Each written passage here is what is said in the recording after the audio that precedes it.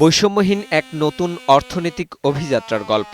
ঘড়ির কাঁটায় তখন ঠিক বৃহস্পতিবার বিকেল ৩টা। স্পিকার হাফিজউদ্দিন আহমেদের সভাপতিত্বে শুরু হয় নতুন সরকারের প্রথম এবং দেশের ৫৫তম বাজেট উপস্থাপন।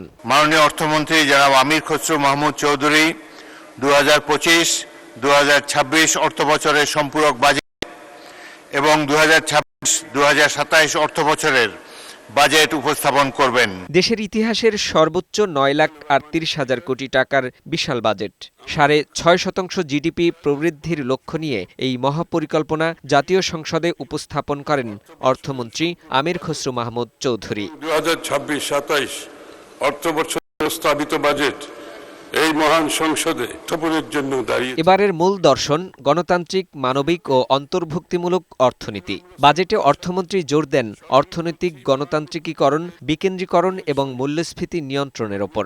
সবার জন্য উন্নয়ন, মানসম্পন্ন শিক্ষা ও স্বাস্থ্যসেবা, সার্বজনীন সামাজিক সুরক্ষা, জ্বালানি নিরাপত্তা সহ 10টি বিষয়কে অগ্রাধিকার দেওয়া হয়েছে। প্রস্তাবিত বাজেটে ভর্তুকি ও প্রণোদনাতেই রাখা হচ্ছে প্রায় 1,20,000 কোটি টাকা।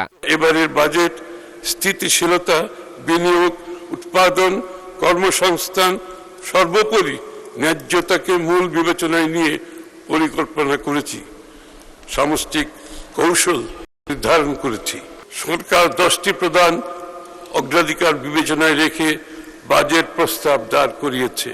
সর্বজনের, সর্বশ্রেণীর, সর্বখাতের, সকল অঞ্চলের সুষম অংশগ্রহণ, অংশীদারিত্ব নিশ্চিত করে বৈষম্যহীন ও অন্তর্ভুক্তিমূলক অর্থনীতি প্রতিষ্ঠা করা। বিশাল এই বাজেটে মোট রাজস্ব আদায়ের লক্ষ্য ধরা হয়েছে 6,95,000 কোটি টাকা। তবে ঘাটতি থাকছে 2,43,000 কোটি টাকা, যা পূরণ করা হবে ব্যাংক ঋণ, বিদেশি ঋণ এবং সঞ্চয়পত্র থেকে। ঋণ নির্ভর প্রবৃদ্ধির ধারা থেকে বেরিয়ে এসে উৎপাদন, কর্মসংস্থান ও বেসরকারি বিনিয়োগ কেন্দ্রিক অর্থনীতি গড়ে তোলার সময় এসেছে। তাই টেকসই অর্থনৈতিক অগ্রগতির জন্য ঋণ নির্ভরতা কমিয়ে বিনিয়োগ বাড়ানোর নীতি কৌশল গ্রহণ করা হচ্ছে। এবার করমুক্ত আয়সীমা বাড়িয়ে করা হয়েছে 3,75,000 টাকা। ব্যাংক অ্যাকাউন্টে 4 লাখ টাকা পর্যন্ত জমা রাখলে দিতে হবে না কোনো আবগারি শুল্ক। তবে করের চাপ বাড়ছে ধনীদের ওপর। 3 কোটি টাকার বেশি আয়ে সর্বোচ্চ করের হার নির্ধারণ করা হয়েছে 35%। বর্তমানে কর জিডিপির অনুপাত 6.8%, যা আমরা আগামী 2030-31 অর্থবছরের মধ্যেই 9.6% এবং রাজস্ব জিডিপির অনুপাত বর্তমান 8% থেকে 11% উন্নীত করব।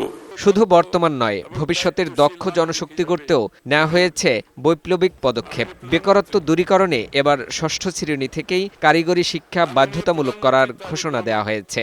শিক্ষা কারিকুলামকে রূপান্তরের উদ্যোগ গ্রহণ করেছেন।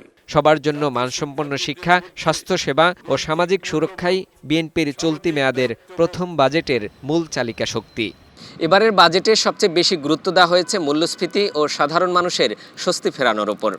তবে রাজস্ব আদায়ের যে লক্ষ্যমাত্রা ধরা হয়েছে তা সাধারণ করদাতাদের উপর কতটা স্বস্তি ফেরাবে সেটি এখন দেখার বিষয়। ফাহিম মুনাইম, বৈশাখী সংবাদ, ঢাকা।